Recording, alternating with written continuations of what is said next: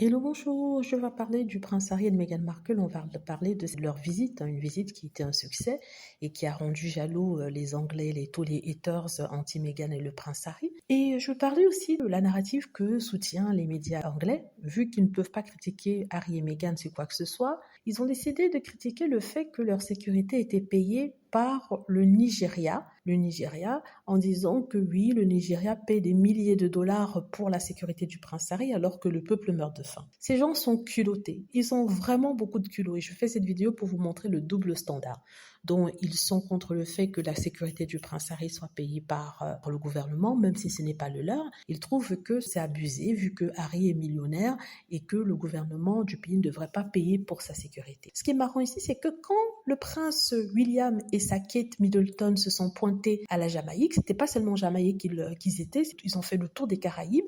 On sait que la plupart des Caraïbes, bien des paradis terrestres, sont très pauvres, très pauvres, il y a beaucoup de pauvreté, le tourisme ne bénéficie pas à tout le monde, ça bénéficie aux grandes compagnies européennes qui sont là-bas et qui ne reversent pas forcément tout au peuple, il n'y a surtout pas de taxes. Du coup, comment est-ce qu'il pourrait expliquer alors le fait que le prince William, qui est milliardaire depuis l'avènement de son père, enfin on va pas dire au pouvoir, parce que s'il n'a vraiment pas de pouvoir, depuis qu'il est devenu roi, n'est-ce pas? Comment est-ce qu'on peut expliquer le fait qu'il ait accepté que le gouvernement de ces pays-là paie pour sa sécurité? Une partie a été couverte par le gouvernement anglais, mais une autre partie a été couverte par les pays caribéens, parce que c'est eux, selon les Anglais, qui avaient fait l'invitation, qui avaient demandé à ce que le prince William et Kate Middleton viennent leur rendre visite.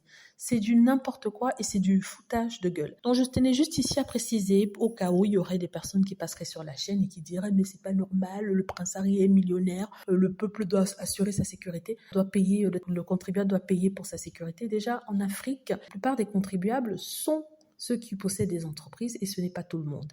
Ici, c'est l'armée qui invite Harry, et ils invitent Harry parce qu'ils le présentaient leur pays comme futur candidat à l'organisation des Jeux Invictus.